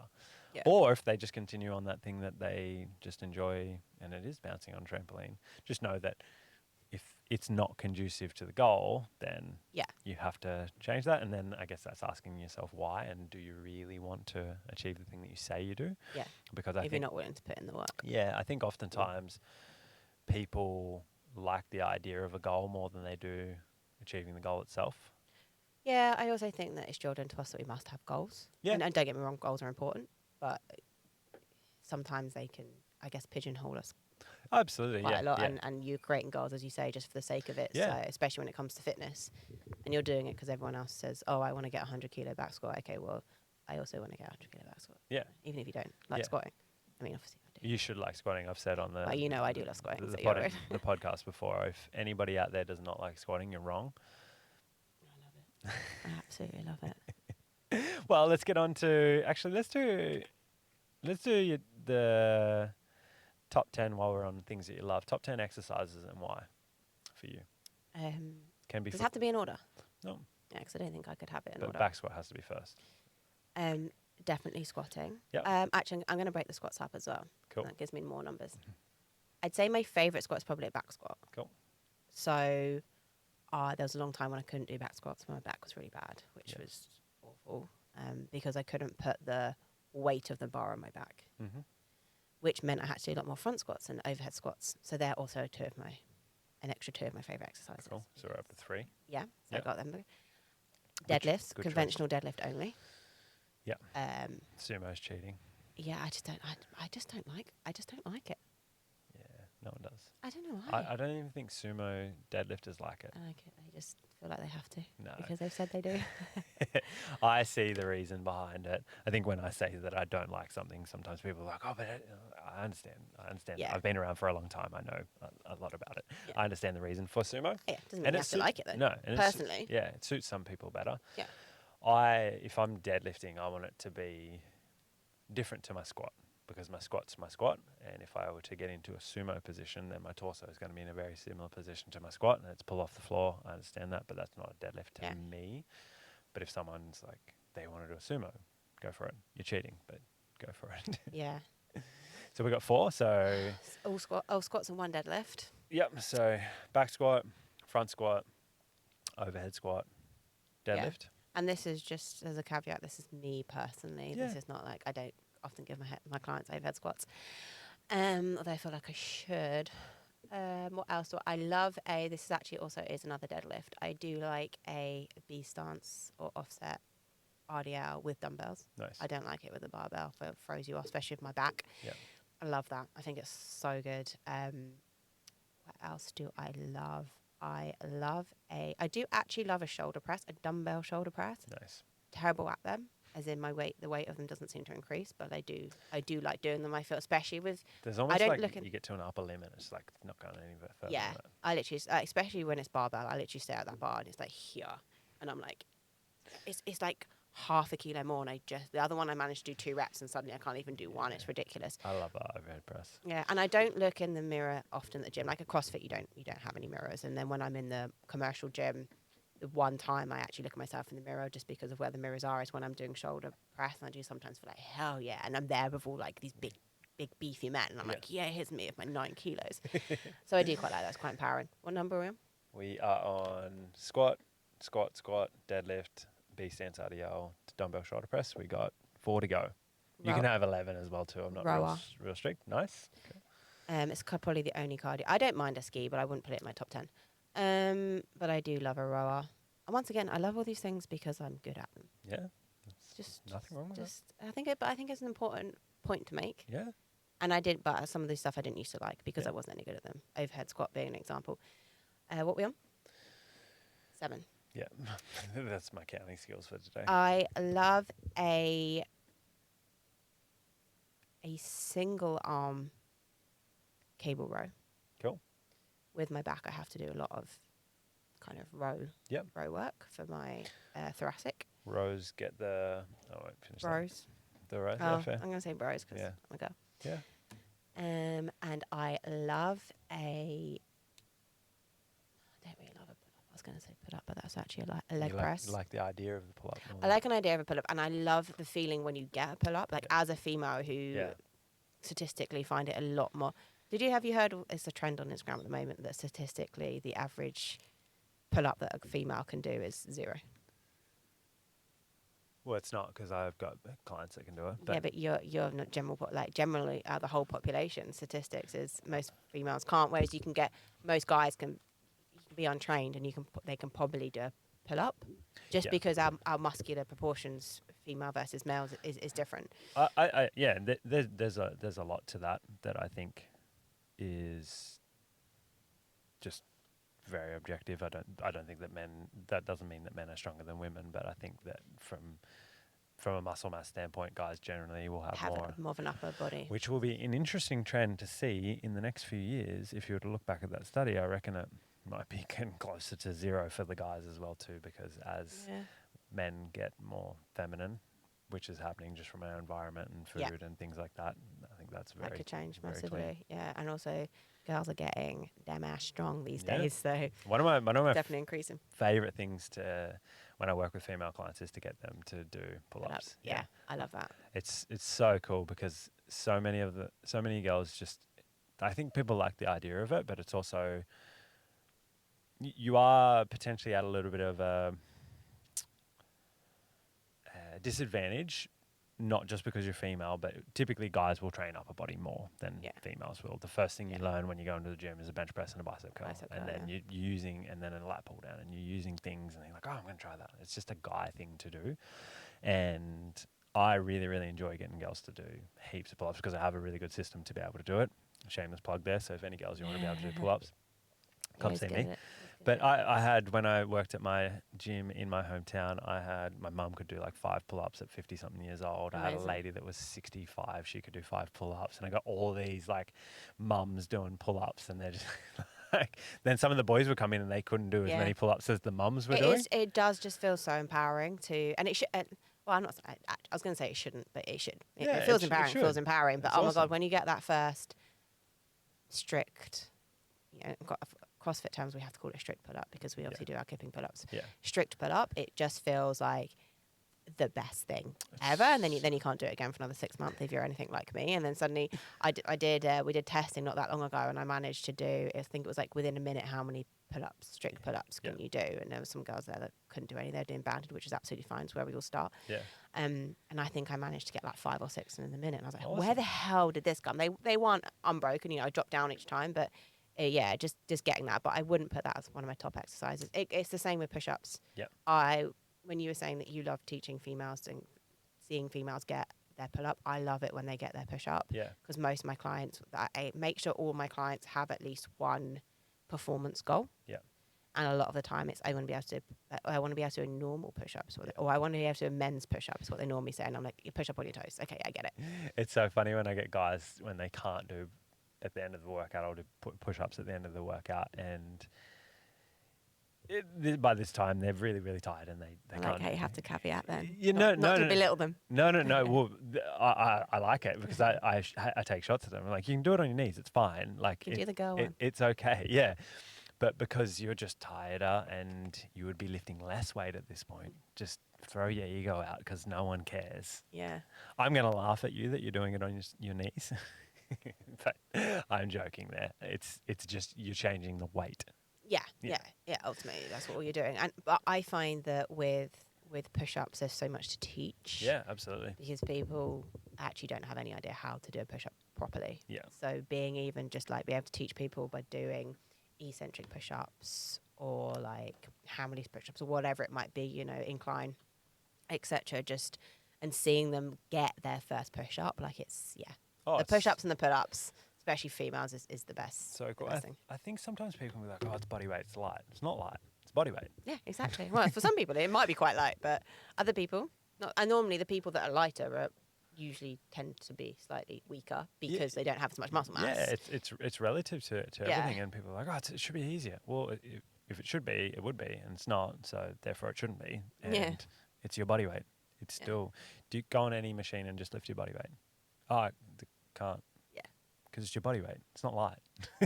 Unless it's a squat, and we can all do way more. Yeah. But then putting your body weight on top of that, then you're Yeah. like, oh, because that's a good goal for some people. Get up to squatting your body weight. Yeah, 100%. Yeah. Is your body weight light now? And once you get to your body weight, then you just can't stop squatting. Yeah, what that's I it. say. Squat every day, all the time. All the time. And what are we on? 8. Before I 9. rudely interrupted you, I think you're on. I think you have 2 left. You were going. I was going to say leg press. Yep, leg press. Yep. So then you have 1 left. Yep. But you can elaborate. But it has to be a. I don't actually know what it's officially called. You know the leg press where you're an incline, decline, i.e. not horizontal, not the horizontal pin loaded, but plate like loaded. 45 degree. 45 degree. Yeah, one of those definitely. What's your? I love that. Reason behind that? I feel it can be relatively safe. Yep. So I like to put on quite a lot of load on that, more than I would obviously back squat, and it feels pretty damn great when you're doing it, and it's safe if you fail. Yeah.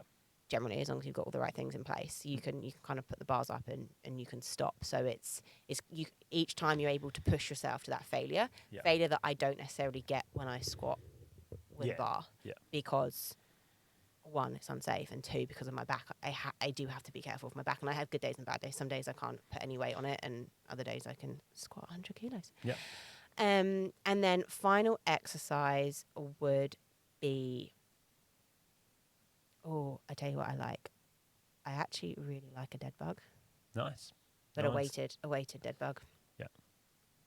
Great. Shoulder elevated, weighted dead bug. Or not even shoulder elevated. That's one of my go-to movements for my back as well, because when my upper back is struggling, my lower back also starts to struggle, and bringing my core back and being engaged in that kind of like, once again, awareness of my body, I find dead bug really good. It's one of the first exercises that I teach all of my clients, because I think it's most important to learn how to set your hips and ribs into a neutral position, and then how we carry that over to a squat, a deadlift, a press, a row, all that sort of stuff, because it's easy to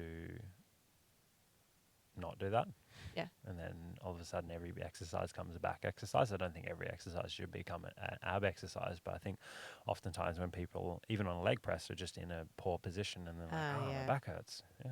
Oh, such a game changer when you actually know how to use the leg press properly. Oh, I really struggle in the gym that we're in at the moment. I actually I can't pull myself down because I don't know. I used to set up weirdly. I've got nothing to hold onto, and I try and hook underneath the seat. Yeah, it doesn't quite work, so that's a bit of a shame. But yeah, once you learn how to properly like brace on a leg press, so much better. You don't have that butt wink and everything else. Yeah, and then you don't have sore back. So you should get a coach. Anybody who's listening. Yeah. If you don't know what I mean by a proper setup on the leg press, ask someone, one of us or whoever. Yeah. Okay. So while we're on the exercises, what are some exercises you would say are overrated and underrated? Does underrated mean that I think they're really good and not enough people do them? Yeah. Dead bug. Back squats, deadlifts. I would actually underrated, not eccentric, tempo. Yeah. Tempo with quite a bit of load. I think people, from what I've seen, will do tempo, say back squats, but like a really lightweight for them. And I think being able to do tempo under a heavy load for you is massively underrated. Like just that general time under tension, but especially when it's the eccentric, so the lowering phase. Much safer so as well important. Too. Much safer as well too. Yeah. So good. Like, and even if it's not under a heavy load, it's something that I use a lot with my clients, of teaching them positioning, because they're not rushing through it and they're not losing tension. Yeah, just creating awareness around what you're doing. Anytime you're doing any exercise, you're in control of what you are doing or not doing, so you can control it. And having a slower tempo just gives someone more time to focus on what they need to do. The longer you do something, generally the better you get at doing it than if you do it less. Yeah. And when you're exercising, it's meant to be hard. Yeah. And so it's quite a funny thing where people will go fast on the way down to try and get the rep completed. No prize for that. None. You don't win anything. No. Congratulations. You'd only think you might win a bad back. Yeah, congratulations. You did a rep fast. Nice. Mm-hmm. You built less muscle on that, and you probably put yourself closer to injury. That said, on the other side of it, doesn't mean you have to go as slow as possible all the time, because there is a trade-off as well too. And it's education, Yeah. and that is why we program in a certain way that we do, which is once again why it's important to follow your program, because we write them for a particular reason. So if we've put tempo in, we've put that in there for a reason. If we've put, you're meant to have a 1 minute rest, we've done that for a reason. I've got clients that just don't rest, and I'm like, fuck down. I put it there for a reason. Another exercise, I'll do the underrated first, that I think is massively underrated, is the SOTS press. Oh, yeah. Not necessarily, and I may have actually used the wrong term. Is a SOTS press always when you're in a squat, or can it be done over? So I do... Behind the neck press. Yeah. Yeah. Is that just what it's called? Behind the neck press? Yeah. SOTS press, I think It's the guy's name was SOTS. His last name was SOTS. So the squat, he was a weightlifter, and sitting in the bottom position of a squat with a bar and then pressing over your head, for anybody who doesn't know. Which is amazing if you're, but it's quite specific. Yeah. The behind the neck press in and wide position, like a squat. Snatch press. Yeah, snatch press. Yeah. Amazing for thoracic. Yeah. So good. Like that is where all my issues are of my back. Yeah. And if it's niggling, I will just go light load. Yeah. When I say light load, it's usually like 15 kilo bar. If I'm feeling good, maybe put some weight on that. But it's literally just the control of it, and that just helps bring me up and just stops that compression, that anterior compression of my spine. Yeah. So I think that's amazing, even if you're not into weightlifting. Yeah. It's a really, really good exercise. Some of the weightlifting accessories are so good, like things like that, like a lot of the mobility. I don't know if that's necessarily weightlifting, but I've only known it from weightlifting. Yeah, it is a guy called. Do you know why it's called a Z press? No. I've always tried to work out if it's like Yeah. For the longest time, I did as well too. There's a guy called. He used to compete in. I think he still does compete in World's Strongest Man. His first name is Zadrunas, and I can't pronounce his last name. It's some Eastern European name. He has the world record log press of like 225 kilos. So shoulder pressing a log above his head for 225 kilos. Wow. Yeah, and he obviously does a lot of log press, but one of the exercises he does is his accessories, and he invented that exercise, sat down and did a shoulder press on the floor. Okay. And so that's why it's called a Z press. But there's a lot of different variations of the Z press, which are quite cool as well. You can do it with your legs straight, you can elevate your hips, you can go feet like straddle, so legs apart. You could do barbell, dumbbell, kettlebell. Yeah, you can progress. Yeah. Single arm, alternating. Alternating is going to be a one that I'm going to use a lot as well too, because you can't use a whole lot of load on it. So I've not done the pressing one at a time just to get. I'll try that. Which would actually probably be a good one for your thoracic as well too. Yeah. Have you Yeah. done any alternating presses, like on a bench? No, not pressing. Just a lot of rowing. Yeah, in alternating. Yeah. Yeah, that's a good one as well too. Yeah. Pressing might be as good as well too, just to get the scaps moving on the other side of it as well, which I've been playing around with a lot for clients and had some good success. Yeah. What do we got for overrated? Overrated, basically any exercise that looks good for Instagram or been created just for Instagram. And the hard thing is people don't know what that is. Yeah. I think we're in it every day, right? Yeah. We're in an environment, we've got the knowledge and stuff. Yeah. That sometimes it blows my mind. I have to take a step back that people don't know that that's just a stupid exercise. But if they've seen it, like they trust the people. It's the same if you ask me anything about skincare. I've got no idea. So if you were a skincare professional or you had that in your bio and you said to me this, if you've got really bad eczema, this is a really good cream, and some other people have been doing it, or suddenly it's a trend on Instagram, I might buy that because I don't know anything about that world. I might become a skincare expert then. Okay, I'm a target audience. You can easily say anything to me. I'm going to sell one bottle of it to any. Yeah, and it's literally just water. That's probably actually really good for your skin.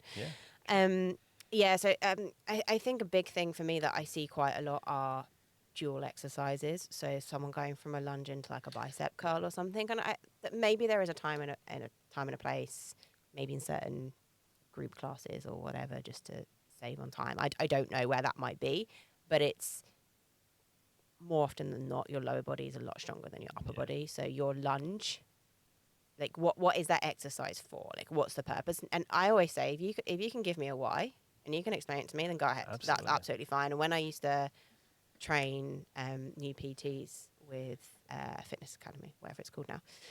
Oh, I'm doing that in a couple of weeks. Yes, I loved it. One of my most rewarding jobs. But when I always said to them, when they would do their program and stuff, and I'd walk around, they'd be training clients, I would ask them, why have you put this here? And I'd always say to them, well, thank you. That's a good answer, whatever the answer might be. As long as you can confidently tell me why, there is no right or wrong. Sometimes there might be a bit of a wrong, just safety wise, but there's not generally a right or a wrong if you can give me a reason why. Because not every PT, we shouldn't all be the same. We should all have different reasons why we do things. We've got different knowledge, we've got different client base, etc., etc. So as long as you can explain why you do an exercise, that's absolutely fine. So if someone can stand up and tell me why they're going to do a lunge with a bicep curl with a client who wants to, I don't know, get strong legs, then if you've got a good reason, then cool. Yeah. But when it's like a trend thing, it's doing us a disservice and what we do. Yeah, I think a lot of that comes back from, it comes to trying to entertain people as opposed to train people. And there's with entertain people on Instagram and then also entertain. And that's also fine. Yeah. If that's the reason, fun. Great. Yeah. you might not get the best result with that, but also if that's something that someone enjoys doing. Yeah, once again, what's your why and what do you enjoy? Yeah. But then there's, I guess, some overarching principles that probably people should have knowledge around that should dictate their exercise selection and their programming, and because we can just get a better result if you have more knowledge, and if also that person as well, they just don't know, they saw someone doing it, that's completely fine. No one's fault. Yeah. No. Yeah. Don't do a lunge and a bicep curl. Yeah, not around me anyway. Unless you're managing to bicep curl like 20 kilos, I'd be very impressed. Then go ahead and do that. But generally, if you're able to bicep curl 20 kilos, you probably should be able to lunge a lot heavier. A lot more. I think people have this misconceived idea that, and I don't know if this comes from socials, because maybe this was also a thing when back in the day when I used to have DVD videos and stuff, but that exercises should look fancy and should be like different, and you should be, I don't know, we do this in CrossFit, but like climbing up a wall or whatever. Like the thing is with CrossFit, you do your foundations to get there, So I've got clients that and not actually any of my clients, but people that I've had previously or have come to me previously where they're expecting to do all these like crazy exercise, and I'm like, no, we're doing the basics. Like all my clients pretty much start with 2 weeks foundations if they're new to training. Learning how to squat without any weight, learning how to lunge, and anything else that might need to go there. They've got any imbalances, overhead press, etc., mobility, all of that type of thing. You're going to be doing all of that before I get you to be jumping around, and even then I probably won't. Yes, I do burpees because I do CrossFit. Yeah. It's very rare that my clients do burpees unless we're doing some sort of conditioning, and because I go to people's homes, we don't have most of the conditioning side of things is body weight. Yeah. We've got I've got dumbbells and everything, but I don't have any machines. We have to be a bit inventive. Yeah, for sure. Burpees is one of those things. And lunges and bicep curls. Yeah. The lunge bicep curl as well too. It's just a good way to ruin a bicep curl. Yeah. Just get you. Also, why not just superset? Yeah. Why not just do some lunges and then do some bicep curls? Yeah. That's cool. That's where, if you want to bring exercises together, is just do them separately. Don't do them together, because you'll just ruin both of them. Yeah. And you won't, for most people, if they, general statement, but if you do want to change your body composition, just do them separately and get so much more out of them, and then you'll have a better time 100%. Doing both of them. But if you just want to enjoy your training, go for it. I think that's my only, though, overrated. Like, wow, it was quite a big umbrella, but that was mainly it. I think I probably see sometimes things in the gym, but it always comes from people not being educated. Yeah. It annoys me or upsets me when it's professionals that are doing these things or showing these things, and I don't think it comes from being uneducated. I think it comes from wanting to be popular on certain platforms, and it can be quite dangerous. We do have a duty of care. Yeah. 100%. Also, then there's some ignorance with it as well too. Is that the thing with with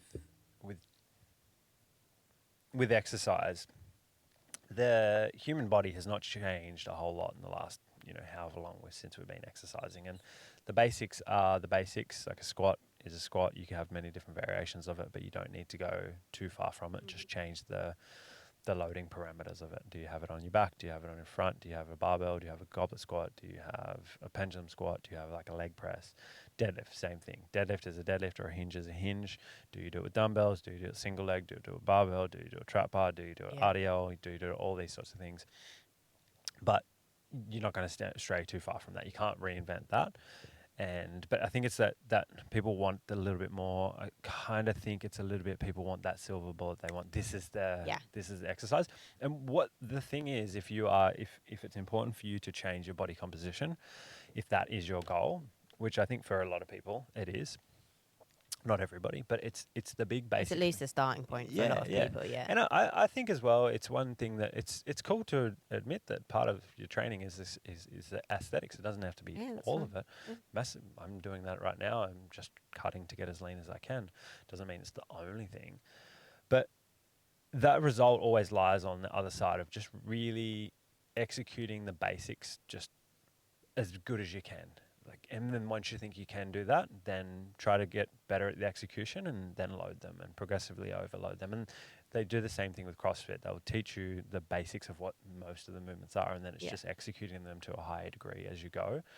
And then you get better at it, you get stronger at it. After a point, there's not a whole lot new that you can learn. You can always get better, but I don't think no one's going to reinvent the wheel. And if any social media star out there thinks that they can, they can't, because human anatomy says different and sports science says different. So they're just talking shit at the end of the day. And I guess the biggest thing is just where people gravitate towards those people. It might be their personality, or are they charismatic? Are they just ripped up and that's not the way that they actually got in shape? Or if they just super genetically gifted. You see it with like celebrity PTs. They just get their clients doing just the worst shit and then feed them a bunch of gear, and then like it's by amazing warm up that got them in shape. But even them themselves though, they, not even if they're on gear, but they'll have a completely, like I have a completely different training regime to my clients.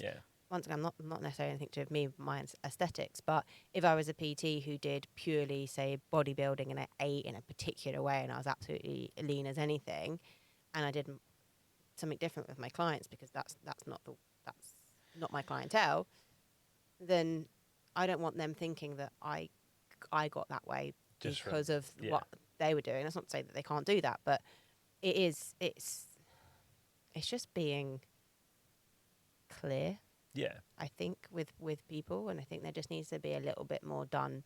I don't know what it is, but a little bit more done on socials, especially with the upcoming generation when it comes to this thing. Like, we're in a little bit of a bubble, I think. I know I am anyway, because I'm influenced by the people around me and what I see on socials, although at the moment it's all like bloody wedding things and stuff, but normally it's fitness. So it's I see certain things, but that's not to say that my cousin who's 21, 22 is seeing other things and seeing these girls that have got like super big bums, which is amazing, but they're telling you that the way they do that is with like this mini little glute band that they're trying to sell you.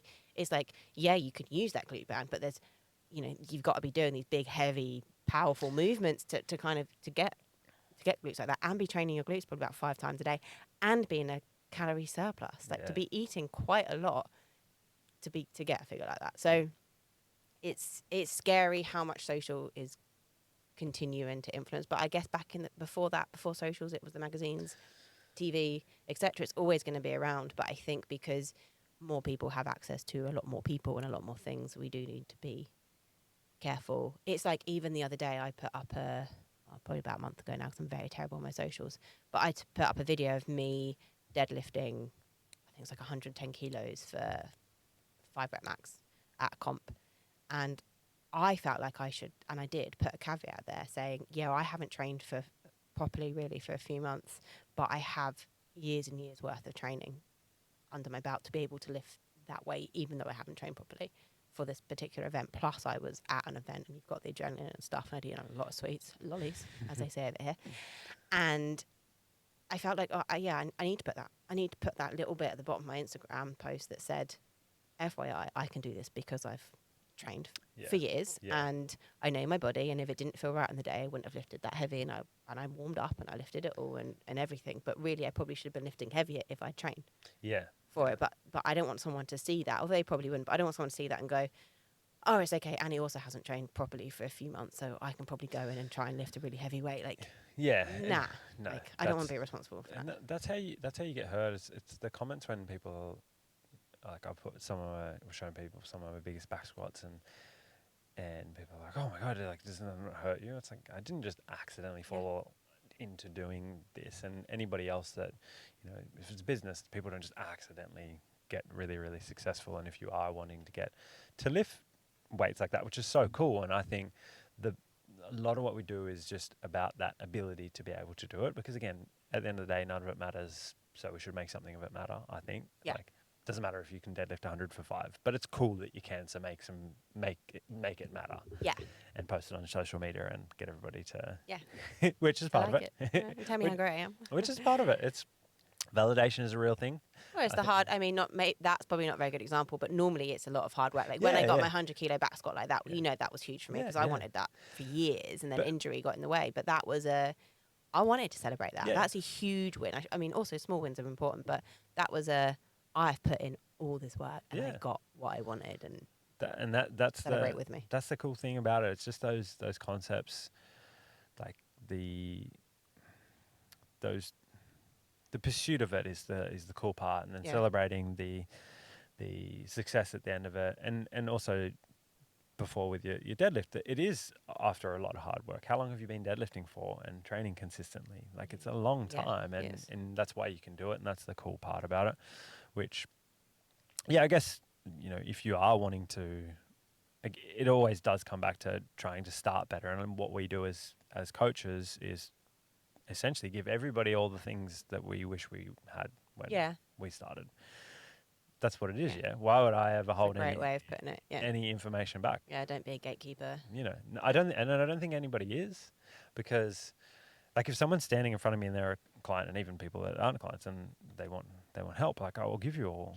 Yeah, I think a lot of people do. Not a lot of people, but I think there are definitely people out there. I think a lot of people, once again, not a lot of people. I think there are some people, in my opinion, who do gatekeep for financial gain. Yeah. Yeah. Whereas we are, and definitely you, like, I've seen it, like, you do just want to help everyone. And sometimes, that's detrimental to you and your business, because you want to give all this information away to everyone, and everyone to be able to fall in love with training as much as you love it and the process of it, etc. But a lot of people will hold things back, or they'll hold back what you really should be doing in order to sell something. You know, like, oh, actually, I've been training in the gym every day for the last 6 weeks and eating lean meat and vegetables, but I'm going to sell you this skinny detox tea, stuff like that. And there are gatekeepers, and even people that are professionals. Yeah. A lot of those people are celebrities, but even the professionals are doing it. And that is a big shame, because we should want to help people. Yeah. And that's ultimately, you ask, I do recruitment for PT, and every interview I ask why PT, and it ultimately boils down to, I want to help people. Yeah. And that's the goal, trying to make people's lives better and have an impact and have a purpose. So on that, I guess, where would you like to see the industry go in the next 10 years? Away from Instagram. No, away from workouts being on Instagram, but I would like it to definitely go more into the holistic health. Mm-hmm. So talking predominantly in the UK, because I think Australia are quite far ahead, which is one of the main reasons I moved out to Australia to start my career in PT. I would like to see personal trainers or people within the fitness industry being a big part of the health service. Yeah. And we got massive strain. Once again, I mean, I don't actually read the news very often. I try and stay away from all that stuff, although it's probably really important. And people might call it ignorant. So probably happy. From what I've heard, we're under a lot of strain in the NHS. Yeah. And I feel like if we can give some of those things to personal trainers, then that will be a massive help. The same as they do with physios, with chiropractors, with dental, etc. Like Psychologists and things like that yeah, as well too. yeah. Like we can help, Yeah. and I don't think that we're really seen as that important in the UK. And yes, you do have quite a few PTs that are just in it for the money and do just get their clients to like 100 bicep curls, which I'm sure you would love to do. But most of us are wanting to help people, and I would love if there were like there's an initiative in the UK where we're getting PTs involved with the NHS, and you do get some people because you can do medical referrals, but I just think it needs to be a big part of that, and us moving more also into anxiety, depression, that kind of the mental health space as well, which is obviously what I'm already doing, but even more so, and just having a nice holistic approach to the industry where we all kind of come together as one. Yeah. Well, I guess it is all encompassing, like that, like holistic at the end of the day would kind of mean that, and that's all the elements of health and fitness. Yeah, and everyone just being linked up. Yeah. Like I know when I worked here, I had my friend Crystal, who's a chiro, and we would link up. So I'd refer clients to her, she would refer clients to me. But being able to do that with other health practitioners would be amazing, and it is definitely starting to happen. But I think I would like to see that being a much bigger thing, especially in the UK, that we are helping more people. There's massive strain on the NHS with obesity, etc., and it's like, well, send some of them our way. Like even if it's somehow subsidized, like that's cool. But just I know social prescribing is starting to be a thing as well, with more in like the wellness space. But I do think the whole holistic and covering all those areas is massive and taking that strain off. That's where I'd like to see it going. I'd like to think it is moving in that direction as well, but probably not at the speed I want it to. It is such a young industry though, when we consider how long the fitness industry in what it is kind of now, personal trainers and gyms, it's such a young thing. And I guess there is a shift towards the wellness side of it that you can see One Playground is taking. Yeah. I feel a little bit different about that, but even like you as a PT, right, in your own business, you, even if not formally, you help people outside of just what they do in the gym, right? Absolutely.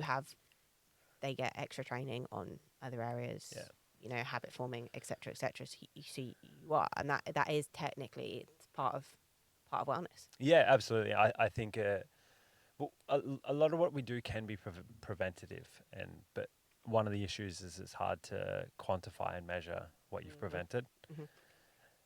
Frustration of mine, I've helped a lot of people probably avoid a lot of injuries, and then also fixed a lot of injuries from people that people have had. Although it's a little bit different now because I'm better at it, but fix people's injuries and then they just chalk it up really quickly. Oh, it mustn't have been that serious if a PT could fix it. Not that people think lesser of me, but people not understanding. And I get it as well too. I'm definitely not the only person that has the approach, the thought process and knows what I know, but I'm really invested in getting better at doing it, and particularly the biomechanics side of it, and really fixing people. I've moved away from it a little bit because I do want to focus a little bit more on more of the strength stuff, because that really gets me excited. Yeah. Because when you fix someone, I know I could reinforce the positions and get them stronger and make sure it doesn't come back. But then there's a point where they're limited on what. Yeah, they get away from the thing that they were getting away from, as opposed to getting towards the thing that you don't want the whole focus in what you do to be that injury. Yeah, but I guess it's a hard thing, and this is why when we were talking before with do you program that the coach has written for you, because a lot of it is to not all of it, but we program a certain way so we prevent you from having that bad experience that we had before, or we know that okay, well, if you do an exercise like this, you're probably going to get injured, and if you're injured, you build no muscle, you'll get you won't get leaner, you won't get healthier, or it's going to make it significantly harder. So mentally as well. And these are all things that I know I consider, and I know a lot of good PTs consider when they are writing programs. It's like, oh, cool, if we can put something there and it doesn't you don't get hurt because of that. Therefore, you're going to have a better time training. And if you have a longer time and a better time training, you're going to be healthier and fitter and prevent a lot of these able things to keep happening. up the consistency. Because I think that's a lot of it. Life is easier now than it ever has been from a physical standpoint. But because of that, then people are getting more injuries. Yeah, yeah. And on the subject of injuries, I think it's also being able to not live with your injuries as if you've got like a lifelong injury, which you might have, like I have, but it's just knowing that injuries do happen and it is all part of it. And it's, like we do as much as we can to prevent that and they'll do as much as they can to prevent it. But if it happens and we'll always work through it. Yeah. When I say work through it, I don't mean like keep you working. Pushing. Yeah, I don't mean push through it. I mean, we'll work around it and make it better. Yeah. And I think I know that I've come across people in the past, clients in the past that will have that mentality of, I'm injured, that's it now. Like, oh, this is all for nothing. I'm done, blah, blah, blah. But it's like, now you can come, we can get you back round. And also, if you've got an injury in your shoulder, like we'll be rehabbing that and stuff. But there's still other stuff that we can change things up. Don't, as you were talking about earlier with the momentum, like just don't stop. Keep momentum. Yeah, like when my back was really bad, it was like I was doing sometimes it was literally just body weight squatting down with like to a bench and standing back up again, or just something that I was able to do. And if the back was really bad and I couldn't like literally hold anything like upper body, it was getting on the leg press or just doing some things. And it is working around it. And so I guess my point is, as much as we can try and prevent injuries, sometimes they do happen. And anyone listening, to all the listeners out there, don't let it stop you from continuing. Big audience. Well, that's the thing. I always say that I am unfortunate and fortunate enough to be injured a lot. And I say fortunate because every time I've got injured, I've learned something from it. Yeah, 100%. And I've just gotten better at my job because of it. And I've helped other people. This year, after I've helped a lot of people in the past with back pain, but I really messed up my back in the powerlifting comp last year doing deadlifts. Don't ever do deadlifts. They're a horrible exercise. I'm joking. They were my number one. No, they weren't. No, they weren't. Scott was your number one. They were my number I've two. never hurt my touch wood. I've never hurt my back squatting, but I do deadlifting. Mm. But no, I think deadlifts is an excellent exercise. This is me being sarcastic. But because of that, then I wouldn't recommend this, but I knew that I could fix it pretty quickly. I was going to, after pain subsided and I did a bit of an assessment the day after, I was like, cool, I know I have about this much pain and this is as bad as it's going to get. And I know that I can move forward and fix it. And 2 days later, I squatted 130 for 5, which I wouldn't recommend because it's very heavy. Don't try that at home. Don't try that at home. But I know that from my past experience, why I say that I'm fortunate enough to be injured a lot, I know that I can fix these things and I know that I have the knowledge. And then because of that, I'm so much more confident now. And I was confident before, but I'm just more confident now. Like I can come back from this in a matter of a couple of weeks. This could have been something that could be debilitating, and it might seem like that's not the case. But I was lying on the ground, and my legs started tingling, and I couldn't stand up. Yeah. And it was very, very painful. I had to get picked up off the floor. In there. Yeah.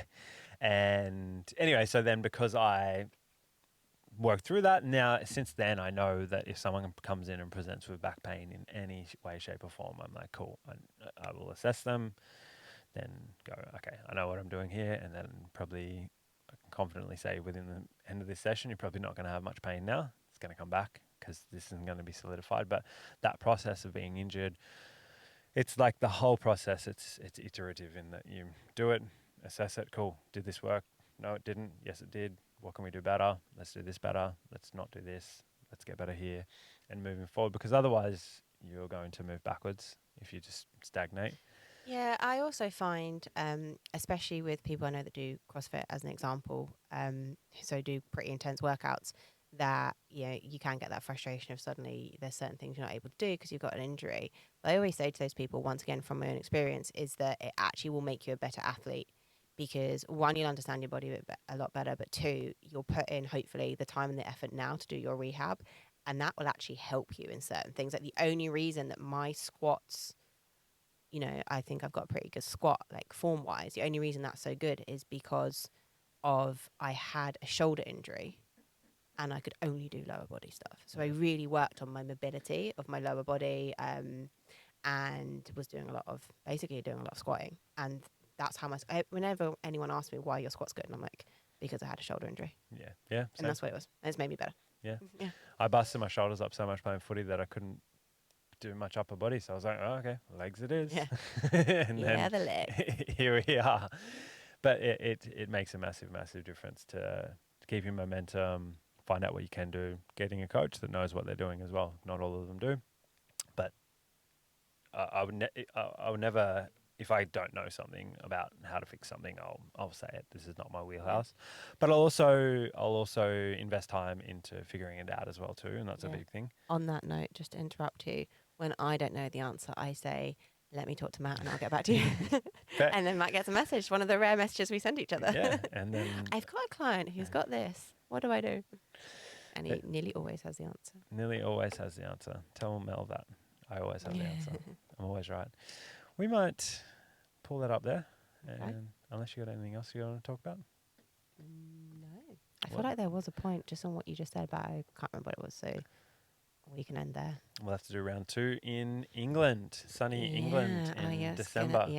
I mean, actually, sometimes December can be quite sunny. It's cold. Yeah. The best is actually the cold blue skies. Yeah. Not the best. I mean, it's better when it's hot, but it's nice. That's the romanticized winter. Is the blue skies with the chill, and you can wrap up for it and go on a nice walk. It doesn't happen very often, but fingers crossed, we can bring the sunshine over. I left you with rain, a lot of rain when I left 2 years ago, and I'm going to probably leave you. No, actually, it gets better once we leave, so we brought the rain with us somehow. Yeah, fair. It's followed us down from the north, unfortunately, so sorry, guys. Perfect place to end this, though, me talking about the weather. Yeah, we started with that, I think, and then we'll end with that. Well, let's pull it up there. Cool. Thank you very much for coming in. Thank you. It's been my pleasure. To round 2 in England. Yeah, thank you. Just when you had to put the little round of applause thing.